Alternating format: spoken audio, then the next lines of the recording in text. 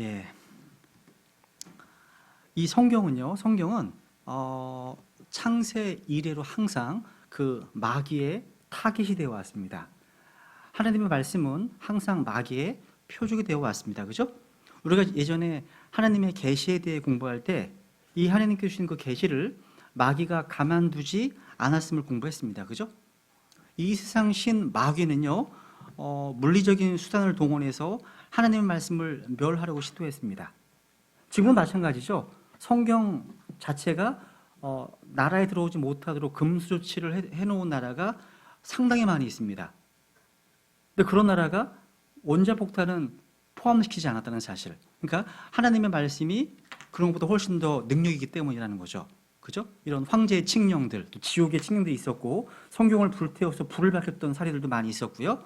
근데 이런 물리적인 수단뿐만 아니라 이것이 실패하니까 마귀는 더 간교한 계략을 사용했는데 그것이 바로 성경 이 텍스트를, 성경 본문을 부패시키는 거였습니다. 부패시키는 거였다는 거죠. 이 일은요, 초대교회 당시부터 진행되고 있었습니다. 우리 한번 고린도 후서 2장을 보겠습니다. 고린도 후서 2장 17절. 네, 고린도 후서 2장 17절.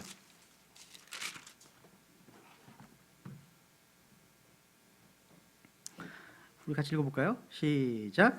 우리는 하나님의 말씀을 부패시키는 많은 사람들 같지 아니하고 오직 진실함에서 난 자같이 하나님에게서 난 자같이 하나님의 눈 앞에서 그리스도 안에서 말하노라. 이 초대교회 당시, 그러니까 사도 바울이 사역하던 이 당시에도 벌써 하나님의 말씀을 부패시키는, corrupt, 썩게 하는, 변개시키는 사람들이 많이 있었습니다. 이 당시에도요. 그런데 이러한 부패로부터 하나님께서 자신의 말씀을 보존해 주셨다는 사실입니다. 그래서 우리 손에 들린 이 성경이 최초에 하나님께서 숨을 불어 넣으셔서 주신 이 성경 기록과 지금이 동일합니다. 왜? 하나님의 약속의 말씀을 우리가 믿기 때문이죠. 그죠? 오늘날 마귀는요, 여러 가지 학위를 비롯해서, 박사 이런 학위를 비롯해서 여러 가지 수단을 동원해서 이 성경을 변개시켜 왔고, 그로 인해서 거짓된 성경들을 만들어내는데 성공했습니다. 그럼에도 불구하고 하나님께서는 자신의 신실하신 약속들에 따라서 자신의 말씀을 순수한 형태 그대로, 하나님의 숨이 담긴 그대로 보존하셨습니다. 일반적으로요, 우리가 구약 성경의 보존에 대해서는요, 다른 이견이 없어요. 왜냐하면 구약 시대 유대 제사장들과 서기관들이 아주 완벽하게 보존해 왔기 때문입니다. 여러분, 서기관들이요, 하나님의 말씀을 베껴 쓰고 복사할 때 그 모습을 보게 되면 우리는 경이감 속에서 서게 됩니다. 예를 들어보면요, 그 윌버 피커링이라고 하는 분이 신약 부문의 정체성이라는 책에 이런 내용을 소개하고 있습니다. 제가 읽어드려볼게요. 유대인들은 성스러운 기록들을 하나님의 말씀으로 간주하여 최고의 경이감과 숭배감으로 소중히 여겼습니다. 그들은 하나님께서 하늘의 별들보다 율법의 글자들과 음절들에 더 관심을 갖고 계시고 또 하나의 획, 하나의 점 위에 교리의 산들이 매달려 있다고 주장했습니다. 그러니까 성경의 1.1획 위에 교리가 거기서 나오잖아요. 그죠? 이런 이유 때문에요, 성경의 각 글자가 다 카운팅 세워졌고요, 이 글자가 얼마나 자주 등장하는지 다 세워졌습니다. 그래서 영어 킹제임스 성경은 78만 8,258단어가 되어 있고요, 글자로 말하면 약 300만 글자로 기록되어 있습니다. 성경 자체가요. 이렇게 글자와 단어가 다 세워졌다는 겁니다. 이게요. 그리고 권위 있는 어떤 이런 사본의 필사를 하기 위해서는요, 이 규칙들이 너무나 세세한 부분까지 강조되고 있습니다. 그래서 일반 그 본문 비평학자들조차도요, 구약 성경의 보존에 대해서는 이견이 없어요. 이견 없습니다. 유대인들이 너무나 꼼꼼하게 보존해 왔기 때문입니다. 근데 이제 신약 성경에 와서는 현재 지구상에 이제 필사본들이 약 한 5,800개, 6,000개 정도밖에 없어요. 여러분, 그 필사본들이라고 하면요, 우리는 지금 한 권의 성경으로 다 갖고 있잖아요. 창세기부터 계시록까지. 근데 신약 성경 필사본들 가운데 마태복음부터 요한계시록까지 전부를 담고 있는 필사본은 없습니다. 파피루스든 뭐 코덱스든 뭐 파치먼트도 없어요. 다 어떤 파편들밖에 없어요. 마태복음 1장부터 10장까지 이런 파편밖에 없다고요. 이런 필사본들이 6,000개 이상이 있는데 6,000개 정도가 있는데 그 6,000개를 가지고서 텍스트를 만듭니다. 그러니까 성경 번역 텍스트를 만드는 거예요. 이 텍스트들 가운데 뭐 엘지보 텍스트, 메자 텍스트, 스테파누스 텍스트, 또 심지어 뭐 여러 가지 변개된 텍스트 나온 거예요. 이게 중요한 겁니다. 그래서 그 텍스트 가운데 우리가 이제 믿고 있는 성경 신자들이 킹제임스 성경이 이제 나오게끔 만든 텍스트가 이제 TR, 수용 원문, 뭐 전통 본문, 또 비잔틴 본문, 또 안티옥 본문 이런 말로 불리는 겁니다. 무슨 얘기 이해가시죠? 그죠? 마찬가지예요. 여러분 이제 신약 성경 같은 경우는요, 제가 초기에 이제 인용된 것을 좀 인용해 드려 볼게요. 이제 클레멘트라고 하는 이제 교부 이후에 나온 사람이 이렇게 얘기했습니다. 뭐 히브리서를 거룩한 말씀으로 인용했고요. 마태복음, 사도행전, 로마서, 고린도전서, 디도서, 야고보서, 베드로전서를 인용했습니다. 또 폴리캅 들어보셨습니까? 폴리캅? 에베소 교회의 감독이 누구였습니까? 원래는 성경에 에베소 교회 감독 디모데였습니다. 디모데 다음에 감독으로 세워진 사람이 폴리캅이에요. 근데 폴리캅이 뭐 신약 성경 대부분을 인용합니다. 인용하고 또 언급합니다. 그러니까 신약 성경의 정경성은요, 굉장히 빠른 시일 내에 이루어져 왔습니다. 그러면 이제 한번 정리를 해보죠. 그리고 초대교회 당시에요, 부패한 사본들은 즉각적으로 거부됐습니다. 여러분 성경이요, 이 성경이 우리에까지 보존돼 오고 정경화되기 위해서는요, 신약 교회가 그것을 받아들여야 되는 거예요. 교회가 그걸 거부하면 이게 사라집니다. 그냥요. 마치 이런 거죠. 우리나라의 영어 킹제임스 성경에서 번역된 한글 킹제임스 성경, 그러니까 한글로 번역된 킹제임스 성경의 종류들이 제가 아는 것만 한 대여섯 개 있거든요. 지금도 진행되고 있고요. 또 어떤 분들은 번역하고 계십니다. 근데 한글로 된 킹제임스 성경이 번역이 나온다 하더라도요, 신약 교회에서 그것을 수용하지 않으면 어떻게 될까요? 사라지는 거예요. 마찬가지입니다.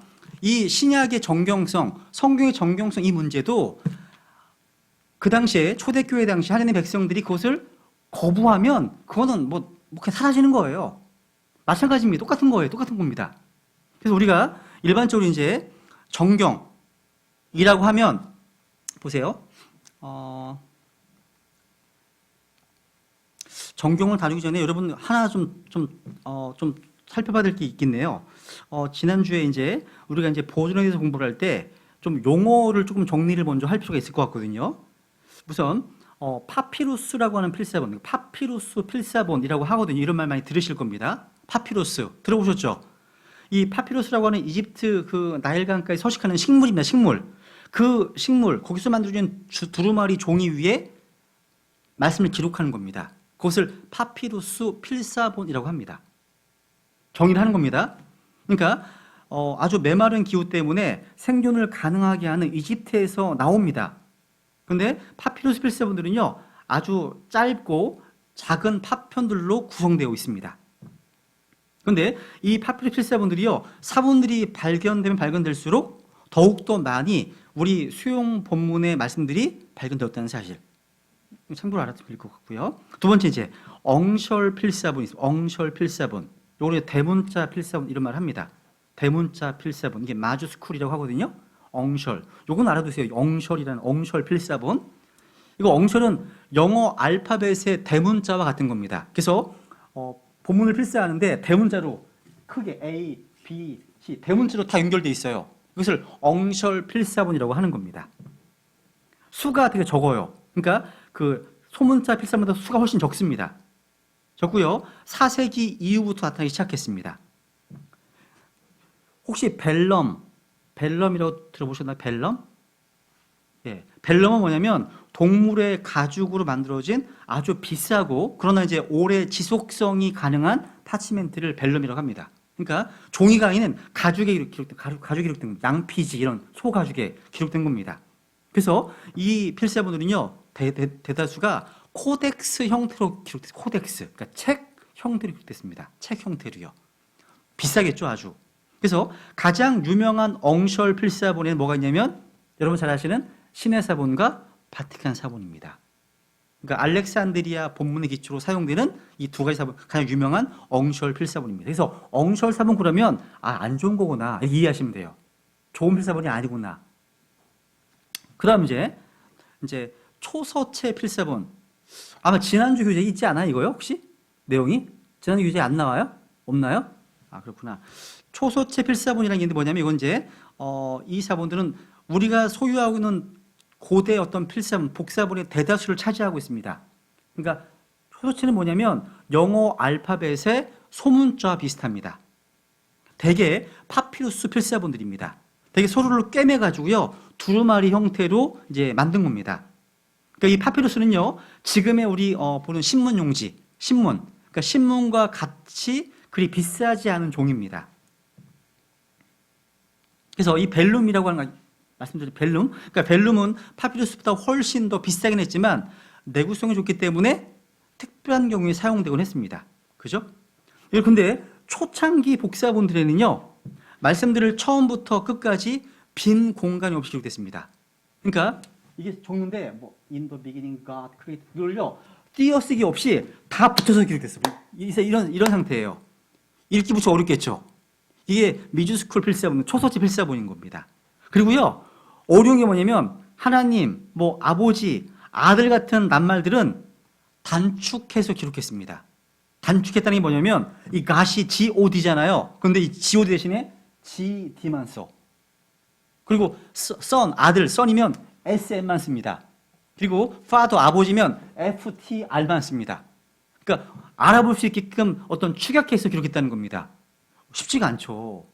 근데 이제 이게 초서체가요 후기에 올수록 후기에 나오는 복사본들은요 읽는 사람들로 하여금 알기 쉽도록 써놨습니다. 단어와 단어를 띄어놨습니다.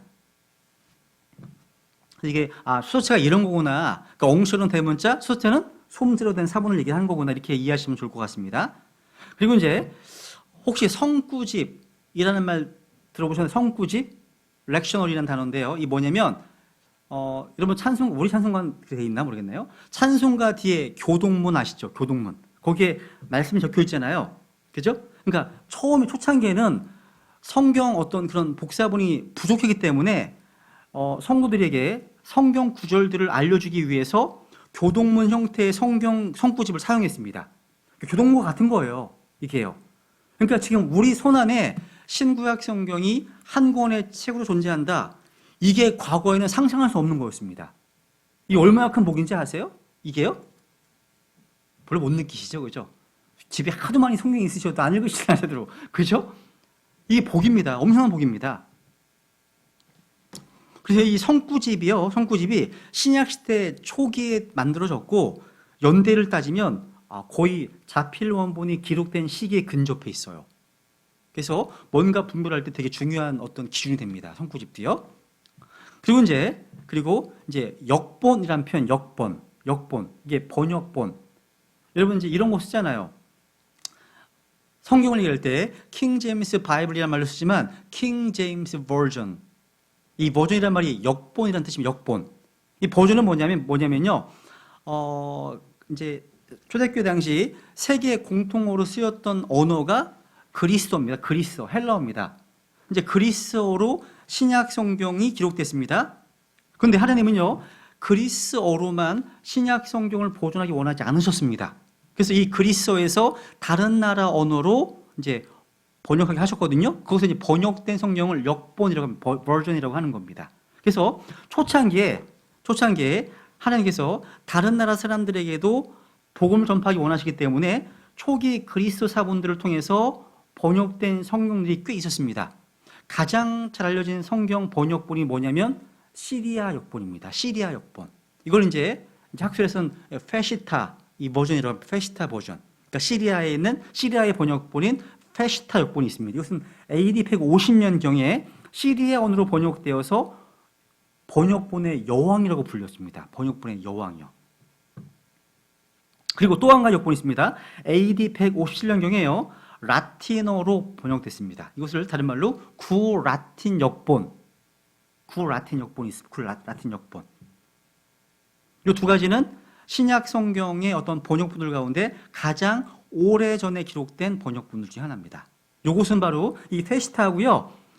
페시타하고 이 구라틴 역본은요. 우리가 믿고 있는 성경 본문과 일치합니다. 우리 믿음의 선배들이었던 왈덴시스 그 교도들에 의해서 북부 이태리에서 사용된 역본이 이런 역본들이에요. 그러니까 좋은 성경들이라는 거예요. 그래서 페시타 그러면 시리아 역본을 얘기하는구나. 그냥 알아두시면 좋겠습니다. 구라틴 역본도 좋은 역본이구나. 그런데 이렇게 번역된 좋은 역본들이요. 시간이 흘러서 로마 캐톨릭에 의해서 변개가 됐습니다. 그래서 이 구라틴 역본이 제롬의 라틴 벌게이트로 변개됐습니다. 382년경에. 요거는 나쁜 성경입니다. 그러니까 제롬의 라틴 벌게이트 성경은 이건 나쁜 역본이고 그 초대교회 구라틴 역본은 좋은 겁니다. 이걸 구분하시면 됩니다. 구라틴 역본은 좋은 거, 그리고 제롬의 라틴 벌게이트는 안 좋은 역본이다. 이 정도를 아시면 좋습니다. 왜냐하면 책을 읽다 보면 그런 게 나오거든요.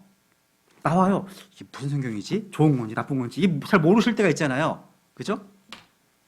그 외에도 330년경에 나왔던 이 고딕 역본도 있고요. 그러니까 이 고스라고 하는 선교사가 이제 번역한 이 고딕 역본이 있고, 또 초기 프랑스 번역본이 이제 갈릭 역본이 있고요. 그리고 사히딩 역본, 또 보헤이리 역본, 또 이집트의 콥틱 역본 등등 있어요. 이런 것도 참고로만 그냥 알아두시면 좋을 것 같습니다. 오늘은 정경, 그러니까 정경으로서의 성경에 대해서 한번 정리를 해보겠습니다. 정경이라는 말 들으면 여러분 좀 다가오세요, 의미가? 쉽게 얘기해서 정경은 영어로 이제 캐논, C-A-N-O-N, 캐논이라고 하는데요. 이건 이제 카논이라고 하는 그리스 말에서 나왔습니다. 그러니까 이 캐논의 뜻은요, 뭔가를 측량하는 막대기를 뜻합니다. 뭐라고요? 측량하는 막대기. 예를 들어서요, 여러분 우리가 줄자가 있습니다. 요즘 저도 항상 장소 보러 다니느라고 좀 정신 없어가지고 항상 줄자를 달고 다녀야 되거든요. 줄자. 10m 줄자가 있어요. 줄자가 있는데 그 의자로 뭘 측정할 수 있잖아요. 줄자 가지고서요. 그죠? 그런데 그 줄자 자체가 잘못되어 있으면 그 잘못된 정보 때문에 우리가 아무리 노력을 하고 열심을 내도 그 노력한 대로 좋은 결과가 나오지 않습니다. 틀렸거든요. 기준이 틀렸거든요. 그렇기 때문에 기준이 되는 자는 무척 중요한 거예요. 기준은 너무 중요합니다. 정경이란 말은 뭐냐? 경경은 뭐냐면 표준이 되는 막대기이기 때문입니다. 정경은 스탠더드입니다. 기준입니다. 기준. 그래서 이 막대기를 가지고서 이단 교리를 판단할 수 있습니다. 또 이 막대기를 가지고서 교리적으로 옳은지 그른지를 분별할 수 있습니다. 그죠? 이 막대기 가지고서요. 기준인 겁니다. 그래서 다른 것들을 비교하고 뭔가 대비하는 기준으로 표준이 되는 것, 이것이 캐논, 정경입니다. 정경. 그래서 여러분, 하나님의 백성들은요, 하나님의 영감으로 주어진 책들을 자연스럽게 인정하기 시작했는데, 구약의 39권, 신약의 27권, 이 책들 39, 27, 66권의 책들이 우리가 믿고 실행하는 모든 것을 판단할 수 있는 권위 있는 잣대고 또 권위 있는 기준이 되었습니다. 그러니까 이 성경이 권위 있는 기준으로 사용된 거구나, 이게 표준이구나 알 수 있는 겁니다. 근데 여러분, 로마 캐톨릭 천주교에서 사용하는 성경들 보셨습니까? 공동 번역 집에 있으시죠? 없으세요? 공동 번역은요 66권이 아니에요. 12권이 더 추가되어 있습니다. 그러니까 구약 성경 39권이 아니라 51권입니다. 뭔가 더 추가되어 있다는 거예요. 그래서 여기서 정경성의 문제가 등장하는 거예요. 거기 이제 프린트 보세요. 보시면, 그러면 어떠한 기록들이, 어떠한 책들이 참된 성경 기록이었는지, 이게 중요한 기준이 되는 거예요. 그러니까 지금까지 성경에 보면요 별책이 다 있어요. 그러니까 66권 정경은 아니지만 이 성경 안에 야셀의 책도 있고 또 뭐 여러 가지 책들이 나와요. 근데 그 책은 영감으로 주어지지 않았기 때문에 정경에 포함되지 않았습니다. 그러니까 어떤 책은 성경에 들어오고 어떤 책은 거부되었습니다. 그 기준이 뭐예요? 이게 중요한 포인트입니다. 오늘 공부할 주제예요. 이거 내가 시험 문제 낼 수 있어요. 정경수의 기준이 무엇이 네 가지를 쓰시오 할 수 있어요. 이게 중요한 거거든요. 그러면 한번 찾아볼게요. 우선 이 정경이라는 단어가 처음 성경에 적용된 것은요, 그 아타나시우스에 처음 사용되었다고 합니다. 그러니까 이 정경화 과정은요, 성경의 어떠한 기록들이 참된 성경 기록인지 측량하고 결정하는 과정입니다. 중요한 포인트는 뭐냐면 이 정경화는요, 그 책에 주신 하나님의 권위를 우리가 단순히 인정하는 것이지 그것을 권위를 우리가 부여하는 건 절대 아닙니다. 그러니까 하나님께서요, 숨을 불어 넣으셔서 영감을 주셨기 때문에 정경이 되는 것이지 우리 인간이 정경화 과정을 통해서 그걸 정했기 때문에 권위가 주어진 게 아니라는 거예요. 하나님이 정하셨습니다. 권위는요. 확정하신 겁니다. 그래서 이 정경화는 하나님께서 결정하신 거고 사람은 발견한 것뿐입니다. 그것을요. 그래서 많은 사람들이요, 이것을 오해합니다. 착각하는 경우가 많다는 거죠. 그러니까 정경화 과정은 사람들이 하는 게 아니에요. 하나님의 입에서 나온 그 말씀들만이 정경이 될 수 있지 사람의 말은 정경이 될 수 없습니다. 그러니까 정경은 누가 정하시는 거라고요? 그렇습니다. 하나님께서 정해주시는 겁니다. 그래서 정경이 되는 데에는 그 이유가 있어요.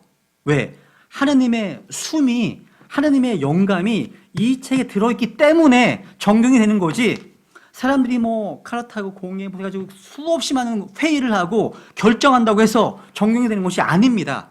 그게 아니라는 거예요. 그러니까 정경은 누가 정하는 거라고요?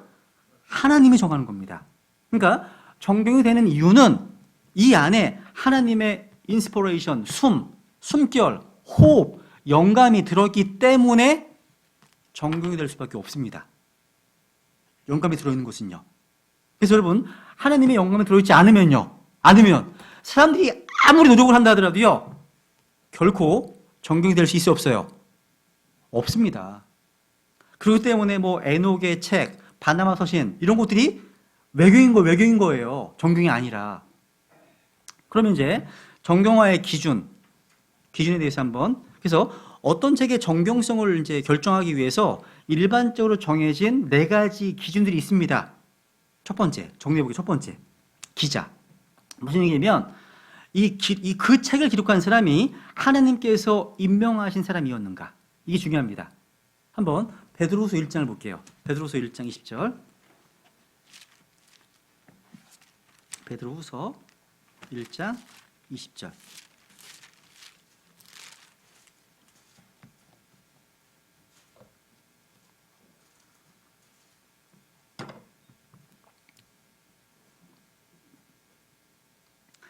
먼저 이것을 알라. 성경 기록의 대언은 결코 어떤 사적인 해석에서 나지 아니하였나니 대언은 옛적에 사람의 뜻으로 말미암아 나오지 아니하였고 오직 하나님의 거룩한 사람들은 성령님께서 자기들을 움직이시는 대로 말하였느니라. 그러니까 여기 보시면 이 대언, 이 하나님의 말씀은요, 사람의 뜻으로 나오지 아니하였습니다. 그죠? 그러니까 이 성경 기록의 대언은 어떤 개인적, 사적인 의견을 기술한 것이 아닙니다. 이 66권 모든 말씀이요, 확실한 대언의 말씀입니다. 19절에. 그래서 하나님의 사람들은 자기가 원하는 대로, 자기가 생각하는 대로 기록한 것이 아닙니다. 그들은 성령님께서 움직이시는 대로 그분의 인도하심을 받아서 전혀 오류가 없는 말씀을 대언했습니다. 영감이죠? 그리고 그 대언한 말씀을 기록했습니다. 영감입니다. 그러니까 각각의 책들이요, 하나님의 대언자나 사도에 의해서 기록이 되었는지 이것이 하나의 판단 기준이 됩니다. 구약 성경은 하나님의 대언자가 기록했는지, 신약 성경은 기록한 자가 사도였는지, 이게 중요한 기준입니다. 여러분, 허마의 목자라고 하는 외경이 있습니다.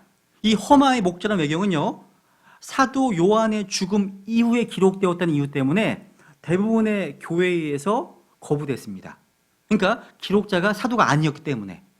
그러니까 이 책의 저자, 기자가요, 하나님께서 임명하신 그런 사도였는지, 배원자였는지, 이게 하나의 기준이 됩니다. 저자, 기자 문제입니다. 두 번째 기준. 이게 내용, 이게 다이내믹, 역동적인 내용이 있는지. 그러니까 역동적이란 말은 무슨 말이냐면 이 안에, 그 책 안에 하나님의 능력이, 하나님의 권능이 들어있느냐는 거예요. 그러니까 정경이 되는 기준이 뭐냐면 히브리서 4장 12절에 보시면 하나님의 말씀은 살아있고 또 파워풀, 권능이 있고 양날달린 어떤 검보다도 예리하여 혼과 영과 및 관절과 골수를 찔러 둘러 나누기까지 하고 또 마음의 생각과 의도를 분별하시는 분이십니다. 이 말씀처럼요, 하나님의 말씀은 살아있습니다. 그래서 이 말씀들을 듣고 읽는 사람들 가운데 뭔가 삶의 변화가 생기게 만드는 그런 능력의 말씀이라는 거예요. 살아있는 말씀이라는 겁니다.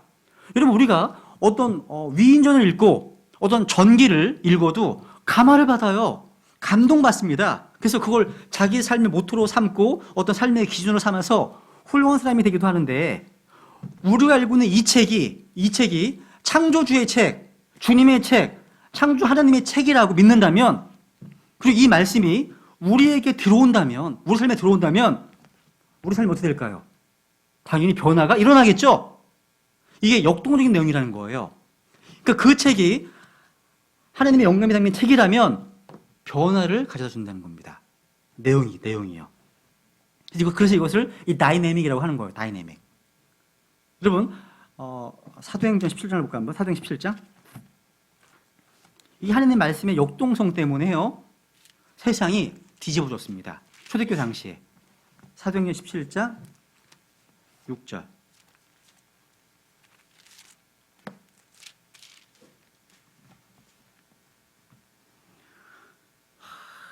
사도행 17장 6절에 보시면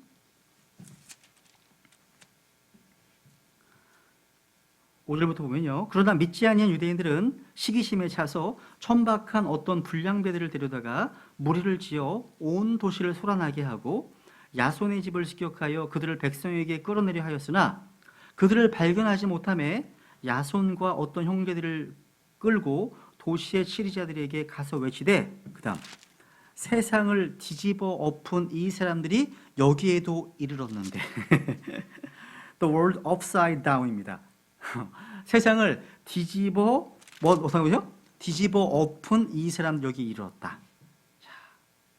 그건 하나님의 말씀이, 능력 있는 그리스도의 복음이 온 세상을 뒤집어 엎었다는 말입니다. 그러니까 이 말씀이 들어가는 곳곳마다 우상에서 돌아서게 되고 이방 잡신들과 분리되는 일이 자연히 생긴다는 거죠. 그리고 가족과의 분리가 생겨요. 또요, 이 말씀 때문에. 제사를 잘 드리다가 안 드리게 되네? 그리고 일요일마다 잘 다니던 그런 롤러스케이트 이런 것도 안 가네? 그죠? 교직간에 변화가 생기는 겁니다. 자연스러운 겁니다, 이게요. 그래서 이 역동성이 이 말씀 안에 있는가, 이것이 기준이 됩니다. 한 군데 더 볼까요? 베드로전서 1장. 베드로전서 1장 23절. 베드로전서 1장 23절.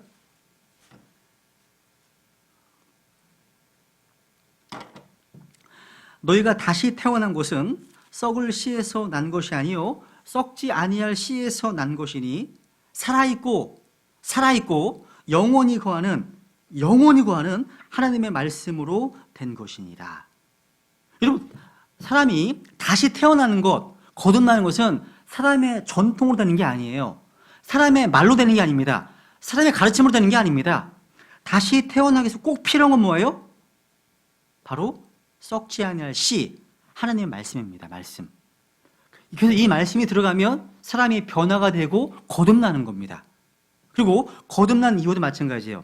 25절에 보시면 오직 주의 말씀은 영원토록 지속되나니, 보존입니다. 그죠? 주의 말씀은 영원토록 지속되나니 복음으로 너에게 선포된 말씀이 이 말씀이니라. 또 2절에 보시면, 2장 2절에 보시면 새로 태어난 아기들로서 말씀의 순수한 젖을 사모하라. 이것은 너희가 그 젖으로 말미암아 성장하게 하려 함이라. 그렇습니다. 이 말씀을 통해서 우리는 거듭나게 되고 이 말씀을 통해서 우리가 성장할 수 있습니다.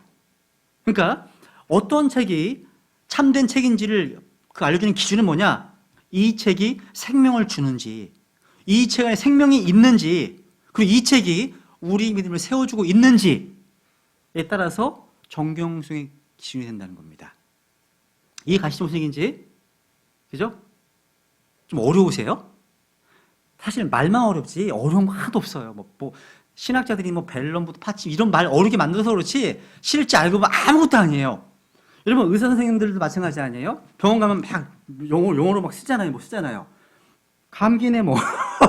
근데 이런 어려운 말들을 전문적인 용어를 배우기 위해서 신학대 가고 전문 용어 배우기 위해서 법학대 가고 그러는 것 같아요. 제가 볼 때는 내용들은 아무것도 아닌데, 근데 이런 것들을 좀 아셔야만 좀 대응할 수 있습니다. 저희들이요. 그죠? 하여튼 어쨌거나 이 신학원 과정이니까 이런 말이 어렵더라도 좀 알아두시면 좋을 것 같아요. 아시죠? 그 다음 세 번째 정경성의 기준 수용이다. 수용. 무슨 얘기면 그 책이 하나님께서 주신 정경이라면, 성경이라면 하나님의 백성들이 그 책을 수용해 주어야 합니다. 무슨 얘기냐면 신약 교회로서 우리 구원받은 성도들 안에 누가 계시죠? 우리 안에? 성령님이 계시는데 그분께서 이 책은 아니다 라고 하면 정경이 될 수 없습니다. 기준이요. 그죠? 그러니까 신약교회가 수용한 것만 정경이 되는 겁니다. 그러니까 교회와 성도들이 수용하는 것만 남게 됩니다. 수용하지 않으면 그 성경은 사라질 수밖에 없는 거죠. 그죠? 그래서 기준이 뭐냐면 그 당시에 신약교회가 이 책을 보편적으로 받아들였는가? 이게 하나의 또 기준이 되는 겁니다. 수용. 네 번째, 영감과 권위입니다. 영감 뭐냐면 이 책이 예를 들어서 창세기, 마태복음, 히브리서 이런 책이 있습니다. 그죠? 근데 그 책 안에 하나님의 오소리티, 권위가 있느냐? 하나님의 권위가 있느냐? 이것이 하나의 기준이 됩니다.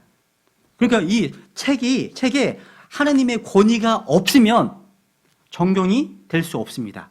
예를 들어서 주가 말하노라, 이사야서, 예레미야서 반복해 나오잖아요. 주가 말하노라. 이런 권위가 있느냐? 그 안에. 한번 신명기 18장을 보세요. 신명기 18장. 여러분 구약시대에 하나님의 말씀을 대언한다는 것은요, 자기의 목숨을 내놓는 거였어요. 이거는요. 신명기 18장.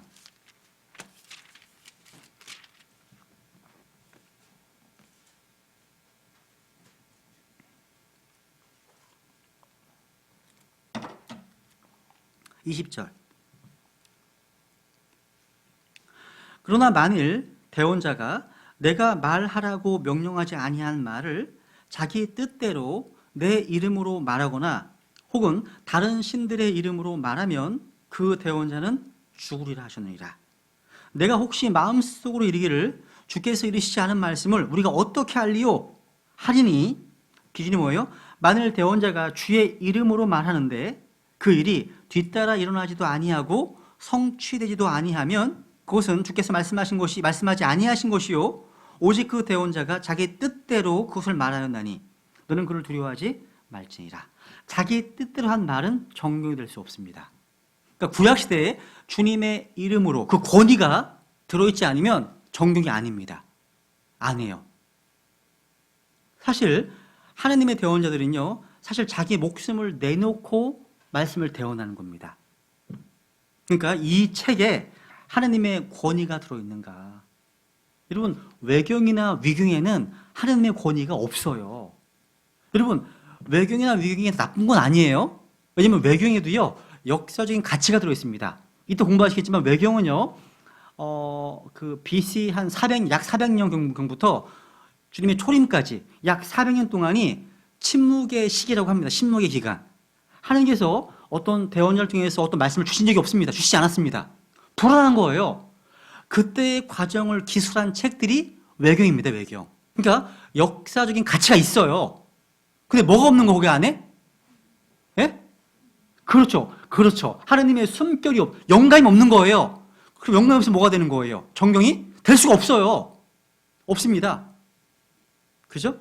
그러니까 외경에는 어떤 역사적인 사실을 증언할 수는 있지만 하나님의 권위가 없기 때문에 정경으로 삼을 수 없다는 겁니다. 다섯 번째. 그 내용들이 확실한가, 오센틱. 아까 오소리티 권위고 이거 확실한가, 믿을만한가, 뭐 진짜인가 이런 겁니다. 여러분, 이 책이 믿을만한 책입니까? 성경에는 거짓말이 들어있어서는 안 됩니다. 성경에는요. 그래서 미경이나 외경은 다 빠질 수밖에 없습니다. 왜? 하나님은 거짓말할 수 없기 때문입니다. 이 책은 항상 진실만을 이야기해야 됩니다. 진실만이죠. 한번 사도행전 17장을 볼까요? 유명한 말씀이 있죠. 사도행전 17장 11절. 사도행전 17장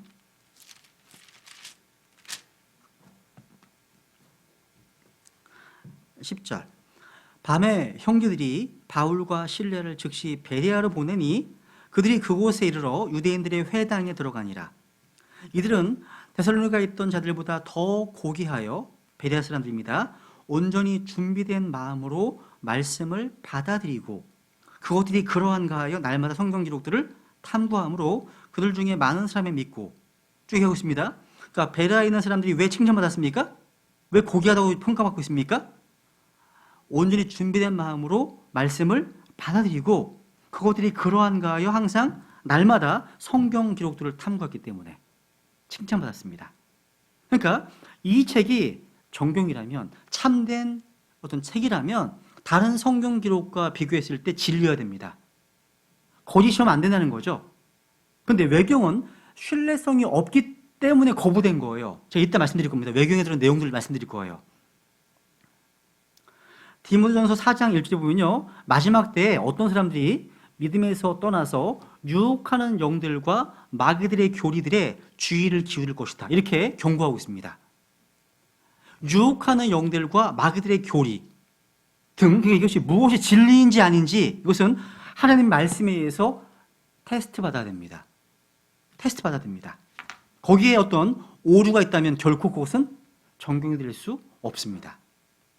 이런 5가지 기준 꼭 기억하시면 좋을 것 같습니다. 그럼 세 번째, 이제 정경화 과정에서 사용된 용어들, 이런 용어들 때문에 골치가 아픈 거예요. 아무것도 아닌 건데 용어들 때문에. 그러니까 여러분, 이 성경에는요, 이 66권 성경 안에는 몇몇 책들은요, 모든 사람들에 의해서 즉각적으로 하나님의 말씀으로 받아들인 것도 있고 받아들이지 않은 것도 있습니다. 또 성경이라고 어떤 가장하는 수많은 책들이 즉각적으로 거부되기도 했습니다. 여기 4가지가 나오는데, 그러니까 정경 관련해서 이러한 책들을 분류하기 위해서 사용된 용어들이 이제 학자들이 만들어냈는데 그냥 이런 거구나만 알아두세요. 첫 번째 뭐예요? 첫 번째 읽어보세요. 호모로구메나입니다. 저도 어려워 발음하죠. 호모로구메나. 호모가 들어있지? 참. 이 호모로구메나입니다. 이걸 한글로 동의해서라고 합니다. 이게 뭐냐면 정경으로 아무런 논란이 없이 다 받아들여진 책들을 말합니다. 다 받아들인 책들. 이것은 모든 사람들이 받아들인 정경으로서의 책들을 말할 때는 호모로구메나라고 합니다. 호모로구메나. 두 번째 안틸레고메나가 있습니다. 이것은 논란의 선데요. 그러니까 정경성에 의해서 어떤 의견이 나뉘어진 것들이 있었습니다. 그러니까 뭐냐면 어떤 사람들에 의해서 논쟁이 야기된 책들을 말하는 겁니다. 근데 여기 들어있어, 안에. 그러니까 성경에 들어있는 책들 가운데 논란이 되었던 책들을 말하는 겁니다. 그건 안틸레고메나라고 합니다. 세 번째 아포크리프. 이거 알겠죠? 외경입니다. 외경. 이건 가짜의 책들입니다. 그러니까 이건 어떤 사람들에 의해서 받아들일 가짜의 책들입니다. 이게 뭐냐면 로마 캐톨릭이 이걸 받아들입니다. 정경으로 12권을. 15권의 외경이 있는데 그중에 12권을 받아들입니다. 외경은요. 그 다음에 이제 수데피그로프라고 있는데 뭐냐면 이건 위경. 이거는 모든 사람들에 의해서 거부된 위조의 책들을 말합니다. 거부된 책들. 무슨 책이더라고? 예전에 서점에 나온 책들이 있는데 무슨 복음이라는 책이 있었어요. 도마복음인가? 이 도마복음 이런 게 위경입니다. 위경. 그게 위경이에요. 위경. 어쨌거나 그럼 네 번째 일단 설명드릴게요. 내경과 위경에 대해서는 구약 시대에서 정경이 아닌 책들 비번을 보세요. 비번 보시면 구약에 보면 민수기 21장에 보시면 주의 전쟁들의 책이 언급되어 있습니다. 또 여호수아 10장에 보시면 야셀의 책이 나오고요. 열왕기상 11장에 보시면 솔로몬의 행적들의 책이 있습니다. 역대하 12장에 보시면 스마야의 책이 있고 역대하 13장에 보시면 대원자 id도의 이야기가 있고요. 역대하 20장에 보시면 예후의 책이 있고 역대하 33장에 보시면 이스라엘의 왕들의 책이 나와요. 그러니까 어떤 책들이 구약 성경에 언급되어 있지만 이 책들은 하나님의 영감에 의해 주어지지 않았기 때문에 거룩한 성경기로 받아들이지 않았습니다. 그 정경이 아닌 거 그런 책들은요. 그죠? 그러면 여러분 구약 성경의 범위 왜 구약 성경이 창세기부터 말라기까지일까요? 또 다른 책은 포함되지 않았을까요? 확인해 볼게요. 이 주제는요 외경 때문에 논쟁이 무척 많습니다. 근데 성경은요 그 자체 성경 안에 구약 정경의 한계를 분명하게 하고 있습니다. 구약 정경의 한계. 이것도 중요한 구절입니다. 우리 주 예수 그리스도께서는요 구약 정경의 범위를 확립하셨습니다. 확인해 볼게요. 마태복음 23장 두 개를 보죠. 마태복음 23장 35절 이거 무지 중요한 구절입니다. 중요한 구절 꼭 기억하셔야 됩니다. 정경 속에서는 반드시 찾아야 될 구절이 이 구절입니다.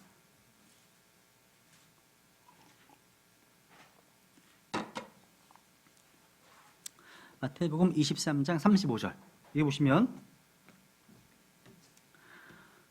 그리하여 의로운 아벨의 피로부터 성전과 제단 사이에서 너희가 죽인 바랴가의 아들 사가랴의 피까지 땅 위에 썰린 모든 의로운 피가 너희에게 돌아가리라. 하나 더 볼게요. 똑같은 구절인데요. 누가복음 11장 보세요. 누가복음 11장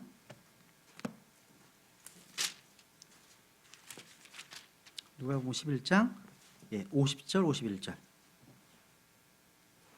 누가복음 11장 50절 51절 보시면 이로써 세상의 창건 이후로 흘린 모든 대원자들의 피를 이 세대에게 요구하리니 곧 아벨의 피로부터 제단과 성전 사이에서 죽은 사가랴의 피까지라. 진실로 내가 너희에게 이르노니 이 피를 이 세대에게 요구하리라. 야, 이거 여기 보세요. 지금 보시면 우리 주님께서요 이 구절은 구약의 순교자들의 피에 대해서 말하고 있는데 아벨은 어디 나와요? 창세기 4장에 나옵니다. 아벨에서부터 스가랴까지라고 되어 있어요. 스가랴는 역대하 24장에 언급되어 있습니다. 여러분 히브리어 구약 성경은 창세기에서 시작해서 역대하까지 끝납니다. 이 히브리 구약 성경이에요. 이거를 지금으로 말하면 창세기부터 말라기까지 이렇게 말하는 거 똑같습니다. 기준이요. 그러니까 아벨부터 사가랴까지. 그러니까 구약 성경의 처음과 마지막을 확립해 주신 거예요. 이게요. 그러면 이제 구약의 책들이 정경으로서의 권위가 있는지에 대한 증거들 이건 뭐 보지 않겠습니다. 개인적으로 보시는데 우선 구약의 율법과 대언서들이요 동등한 존중과 인정을 받았습니다. 그러니까 율법과 대언서들이 무시되면 심판이 있었습니다. 심판. 확인해 보죠. 열왕기하 17장 13절.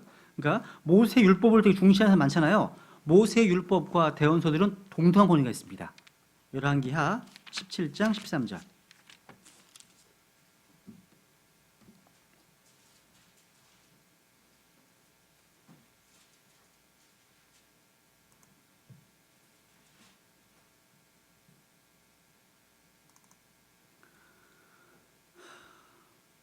열왕기하 17장 13절 같이 읽어볼게요. 시작. 여전히 주께서 모든 대언자들과 모든 선견자들을 통해 이스라엘과 유다에게 증언하사 이르시기를 너희는 너희의 악한 길들에서 돌이키고 내 명령과 내 법규를 지키되 내가 너희 조상들에게 명령한 모든 율법 곧 내 종 대언자들을 통해 너희에게 보낸 모든 율법대로 지키라 하셨으나. 그러니까 이 대언서들은요 율법과 동등한 권위가 있었습니다. 그죠? 구약 성경의 정경성에서는 의심이 없어요, 별로요. 근데 이제 여기서 논란이 됐던 것이 있어. 논란이 됐던 책들이 있었습니다. 초창기에. 첫 번째 어떻게 시켰으면 그 유대 공의에서요, 구약에는 어떤 책들의 정경성을 의심했는데 이곳에 이제 이걸 안티레고메나라고 부르는 겁니다.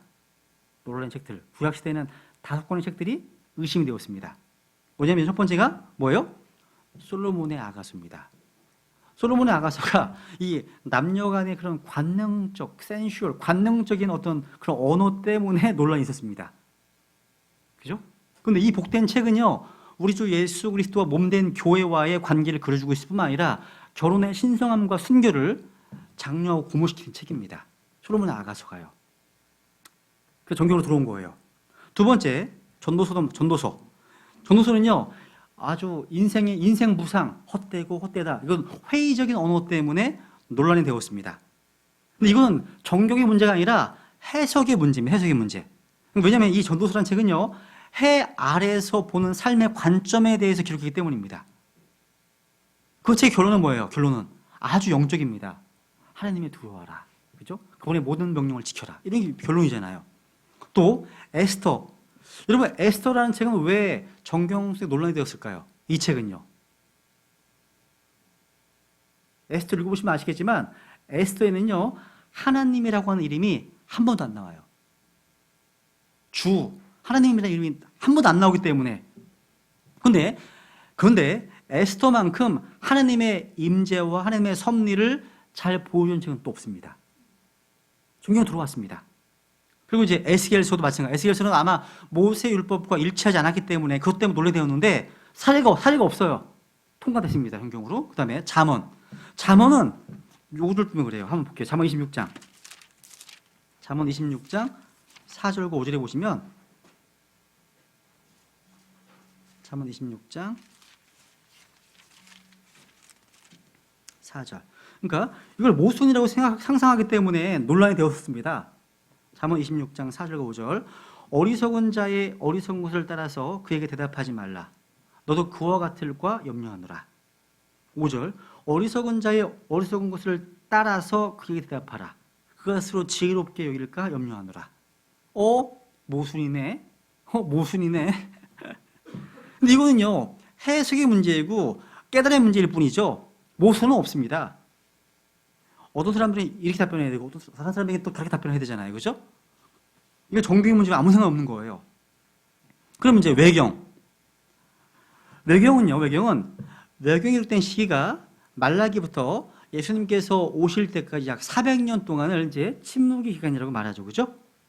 여러분 그 기간 중에 BC 270년경에 신학자들이 70인역, 셉추아긴트라고 하는 70인역이라고 하는 그리스어 성경이 알렉산드리아에서 만들어졌다고 주장합니다. 근데 우리 그거 믿지 않습니다. 거짓입니다고요. 어쨌거나 그렇게 얘기를 하는데 어쨌든 그 당시에 그리스 말로 기록된 다른 책들도 있었습니다. 그 외경이에요.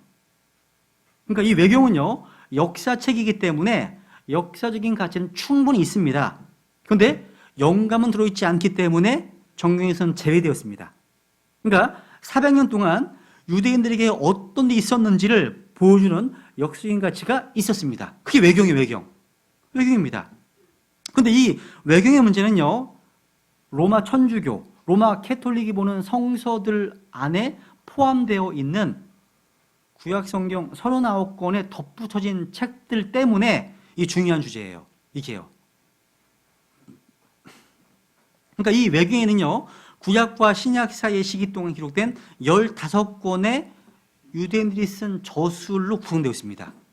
몇 권 있다고 몇 권? 15권. 여기는 영감도 권위도 없습니다. 어떤 것들은 전설의 고향과 같은 환타지, 소설입니다. 또 지금 남아있는 외경의 모든 사본들은 다 헬라어로 기록되어 있습니다. 그래서 여기 외경의 목록에 보시면 솔로몬의 시에, 벤시락돈 집회서, 토빗, 에스트라 상하, 마카비 상하, 유디트, 바룩, 예레미야의 편지, 에스더 속편, 아사리아의 기도, 또 수산나, 벨가용, 모나스 기도. 이게 외경입니다. 15권 책이. 외경 중에서 가장 중요하다고 볼 수 있는 것이 마카베오 상하입니다.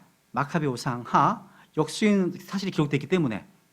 그리고 에스드라 상, 에스드라 하, 또 므낫세의 기도, 요 세 권은요 로마 캐톨릭 성경에서도 외경으로 인정되지 않았습니다. 그래서 12개만 남았어요. 그래서 구약 성경이 39권 더하기 12하는 게 뭐예요? 51권입니다. 그래서 로마 캐톨릭 성경에는 구약 성경이 51권이 정경으로 들어와 있습니다. 그런데 이상하게 우리나라는 더 특이해요. 우리나라는요 공동번역, 그러니까 로마 천주교가 만든 공동번역이에요. 에레미야의 편지도 빠져 있어요. 그건 이게 왜 빠졌는지 모르겠어요. 하여튼 그것도 빠져 있습니다. 어쨌든 천주교 성경이면 구약은 51권, 신약은 27권입니다. 근데 중요한 거는 로마 캐톨릭 성경은요 구약 성경 안에 외경이 들어 있습니다. 이게 왜 하냐면 이 얘기를 하면서 킹제임스 성경을 비판하거든요. 그러니까 킹제임스 성경이 1611년 출간될 당시 그때에도 뭐가 있으면 안에 외경이 들어 있었어요. 그런데 킹제임스 성경은요 구약 성경 39권, 신약 성경 27권, 그 구약과 신약 사이에 400년 동안의 역사를 보여주기 위해서 외경이라는 이름을 붙여놓고 그 사이에 들어가 있는 거예요. 이해가세요? 구약과 신약 사이에 외경, 성경이 아니라 외경이 하나 붙어 써 있어요. 이게 다른 겁니다. 그러니까 마치 이거 뭐예요? 우리 성경 맨 뒤에 보면 뭐 지도책 같은 거 있잖아요. 부록 있잖아요. 그러니까 지도책이나 이 부록과 같이 그러니까 그 사이에 들어있는 외경은 성경이 아니에요. 여러분 지도책이 성경이에요? 지도책도 성경입니까? 아니잖아요. 마찬가지입니다. 마찬가지예요. 그 당시에는 책이 귀했어요. 그래서 역사에 대해서 알려줄 필요가 있었기 때문에 구약과 그리고 외경이 들어있고 그 다음에 신약이 들어있었습니다. 그런데 로마 캐톨릭은요 외경을 구약 아예 속에 집어넣어서 51권 전체가 다 구약 정경이라고 주장하고 있는 거라는 거죠. 뭐가 다른지 이해 가시겠죠? 뭐가 다른지. 달라요. 비교가 될 수 없다는 겁니다. 그런데 여러분 로마 캐톨릭에서는요 유명하게 트렌트 종교회의, 트렌트 공의회가 1546년 열렸습니다. 그 1546년 3월 8일에 트렌트 종교회의에서 공식적으로 이 외경들이 정경으로 인정되었습니다. 그런데 트렌트 종교회의의 지배 세력은 누구였냐? 새로 형성된 예수이트였습니다. 예수회. 예수 들어보셨죠? 예수회는요 28년 전에 마틴 루터에서 점화되었던 종교개혁을 대적하기 위해서 세워진 단체가 예수이트입니다. 예수회예요. 근데 그 예수이트가 지배 세력이었던 트렌트 종교회의에서 외경을 정경으로 인정했다는 것. 여러분 개신교 종교개혁의 구호 중에 하나가 뭐였습니까? 솔라 스크립투라, 오직 성경. 이게 표어였습니다. 근데 로마 천주교도 이와 비슷한 말을 하기 위해서 자신들의 거짓 교리들을 성경으로 증명하기 위해서 외경이 더해진 거예요. 외경이. 여러분 외경에는요 비성경적인 캐톨릭 교리가 나오거든요. 연옥에 대한 문제, 연옥. 그러니까 천국과 지옥 말고 그 사이 연옥이 있다는 것. 연옥에 대한 것. 그리고 어떤 구제, 자선을 통한 구원. 그러니까 예수님의 십자가의 피를 통한 구원이 아니라 섬김, 구제, 자선을 통한 구원이 나와요. 외경이 나와요. 또 자살, 또 윤회에 대해서 윤회, 또 마술, 그러니까 어떤 신비주의를 행하는 것 등이 외경이 나와요. 그러니까 자기들이 믿고 있는 거짓교리를 주장할 수 있습니다. 성경을 통해서. 그 이유가 그런 거라는 거예요. 그래서 1582년도 트렌트 종교 공회에서요 39권 더하기 12권 이것을 구약 성경이라고 표기했습니다. 구약 성경이라고. 근데 여러분 트렌트 종교회의에서 외경을 포함시킨 일들을 진행하면서 하나를 뺐습니다. 뭘 뺐는지 아세요? 그때? 에스드라 하를 뺐습니다. 왠지 아세요? 에스드라 7장 105절. 성경 아니에요. 에스드라 7장 105절에 보면 죽은 자를 위한 기도를 금하기 때문입니다. 로마 가톨릭은 성인들 위한 기도하죠. 그러니까 뭐 예수님에 대한 기도하는 게 아니라 마리아를 위해서 기도하고 먼저 간 성인들, 세인츠를 위해서 기도하거든요. 그걸 금하기 때문에 그 책들이. 자기 입맛에 맞는 건 다 집어넣고 입맛에 안 맞는 건 다 빼버리는 것. 바나나 껍질 벗기듯이. 그런 거란 얘기예요. 그래서 여러분 이런 내경을요 정경으로 인정하지 않잖아요. 인정하지 않는 사람들은 다 저주를 받을지어다. 그 당시에 교황이 선포했습니다. 그러니까 우리는 다 저주의 대상인 거예요. 축하드려요, 여러분. 다 저주의 대상이에요. 다 거부하시잖아요. 외교 인정 안 하시잖아요.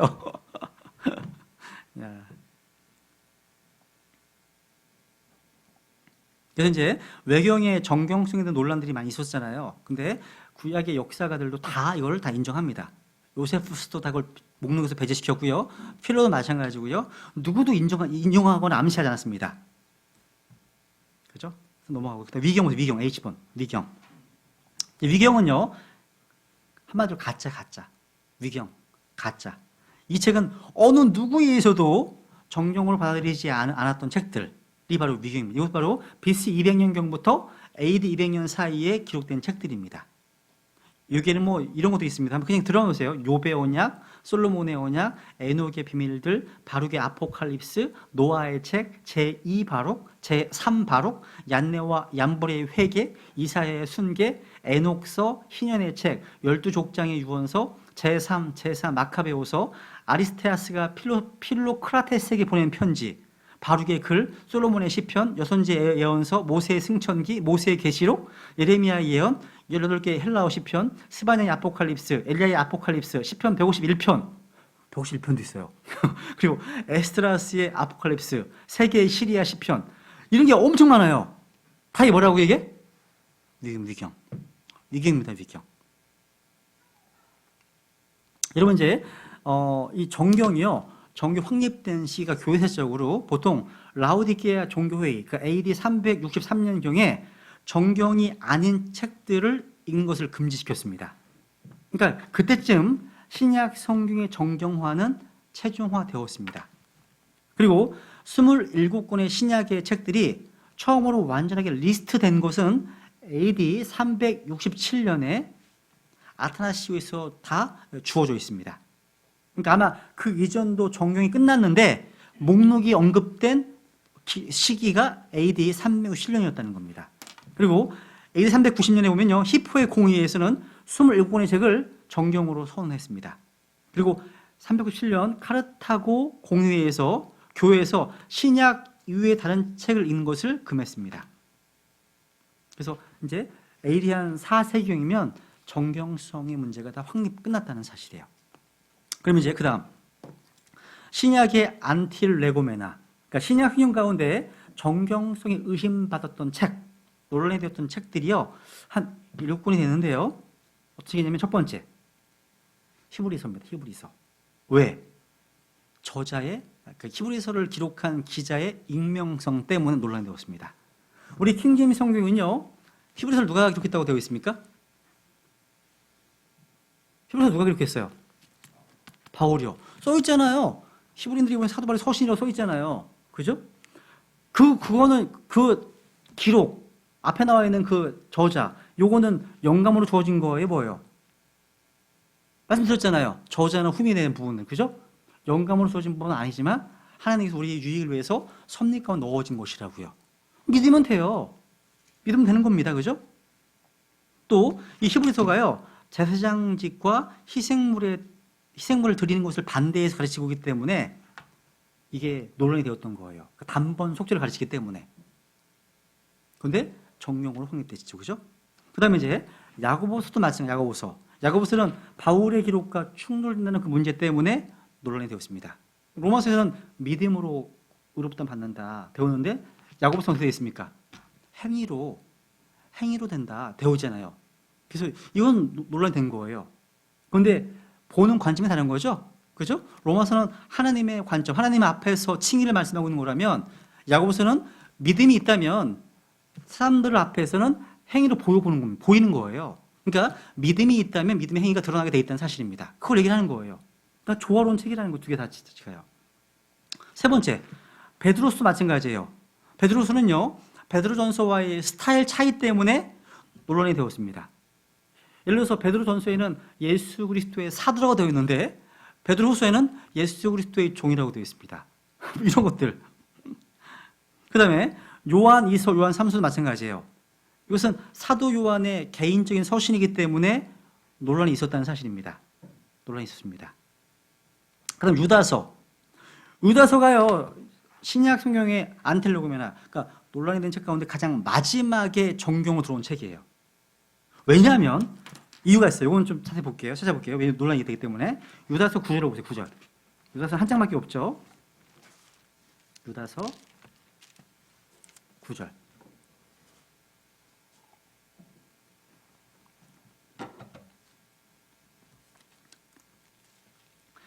유다서 9절에 보면 그러나 천사장 미가엘도 모세의 몸에 대하여 마귀와 다투며 논쟁할 때에 감히 그에게 욕설로 비난하지 아니하고 다만 이르되 주께서 너를 꾸짖으시기 원하노라 하였느니라. 그다음 14절 아담으로부터 일곱째 사람인 에녹도 이들에 관해 대언하여 이르되 보라 주께서 자신의 수많은 성도와 함께 오시나니 쭉 얘기하면서 에녹이 선포했던 말씀을 증언하고 있죠. 근데 요 내용이 위경 가운데 하나인 에녹서, 에녹의 서신, 이게 이제 이티오피아에서 발견됐는데 이 에녹의 서신에서 인용이기 때문에 유다서는 정경이 될 수 없다. 라는 공격을 많이 받았습니다. 이유 때문에요. 그러니까 유다서는요 맨 마지막에 정경으로 정해졌습니다. 이게 문제가 될까요? 이게 문제가 됩니까? 예를 들어볼게요. 디모데 후서를 가볼게요. 디모데 후서 3장. 디모데 후서 3장 7절, 8절. 문제가 안 돼요. 설명드려볼게요. 디모데 후서 3장 7절, 8절. 항상 배우나 결코 진리를 아는 데 이르지 못하느니라. 그런데 얀네와 얀보레가 모세를 대적한 것 같이 이들도 진리를 거역하나니 이들은 마음이 부패한 자들이요 믿음에 관하여는 버림받은 자들이니라. 여기 얀네와 얀보레가 나오죠. 이 얀네와 얀보레는요 다른 성경에 전혀 나오지 않는 인물들입니다. 출애굽기 7장에서 이제 지팡이를 뱀으로 이제 만들잖아요. 그 출애굽기 당시에 이집트의 마술사를 이름을 언급한 거거든요. 지금 이게 안 나와요. 안 나옵니다. 마찬가지예요. 디모데는요 유대인 대원자들의 말이나 아니면 역사 기록을 통해서 알게 된 겁니다. 얀네와 얀보레가요. 근데 이것이 영감으로 주어진 성경에 들어와 있다는 사실. 또 야고보서 5장을 가볼게요. 야고보서 5장.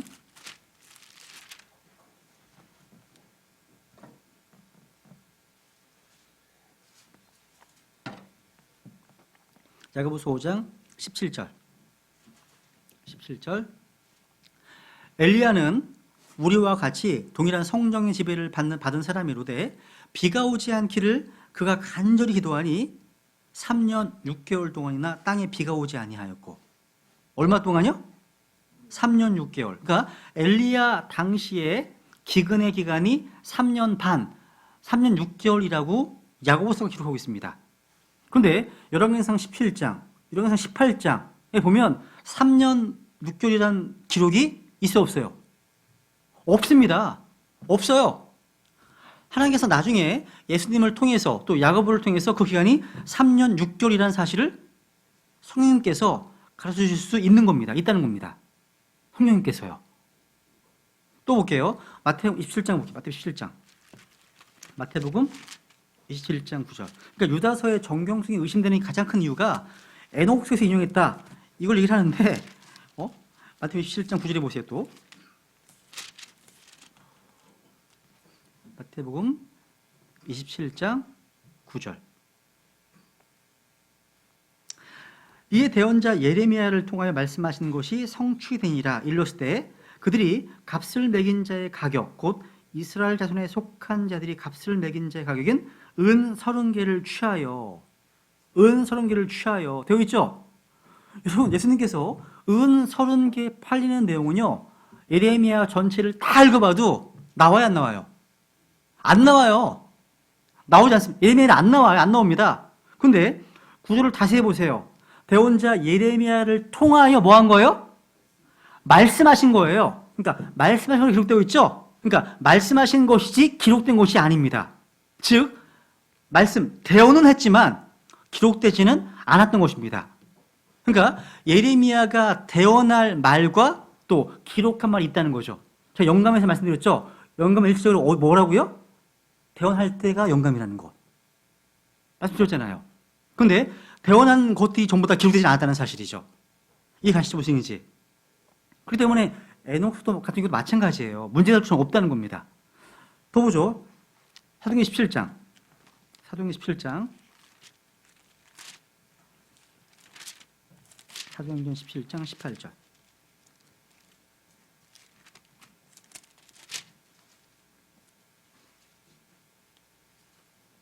사도행전 17장 28절입니다.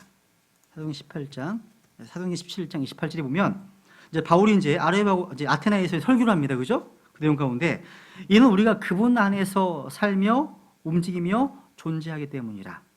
너희의 시인들 중에 어떤 사람들도 이르되 우리 또한 그분의 후손이라 하였나니. 야, 너희의 시인들 중에 어떤 사람들 얘기하잖아요. 너희 시인들. 그러니까 즉 세속 시인으로서의 어떤 사람을 인용하고 있잖아요. 문제 없어요? 문제 없죠. 디도서 1장 더 보죠. 디도서 1장. 디도서 앞에 디도서 1장 12절.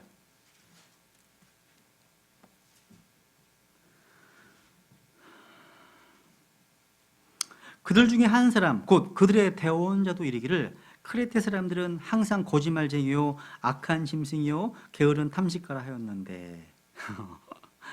보세요. 어떤 대언자를 이용해서 크레테 사람들의 어떤 기질을 드러내고 있습니다. 그러니까 이런 차원에서 요다서에서 에녹의 서신을 인용한다고 해도 주장한다고 해도 전혀 문제가 되지 않는다는 겁니다. 아무 문제가 없어요. 왜? 하나님께서 제 영감으로 말씀을 내셨기 때문입니다. 이해 가시죠? 무슨 얘기인지? 그죠?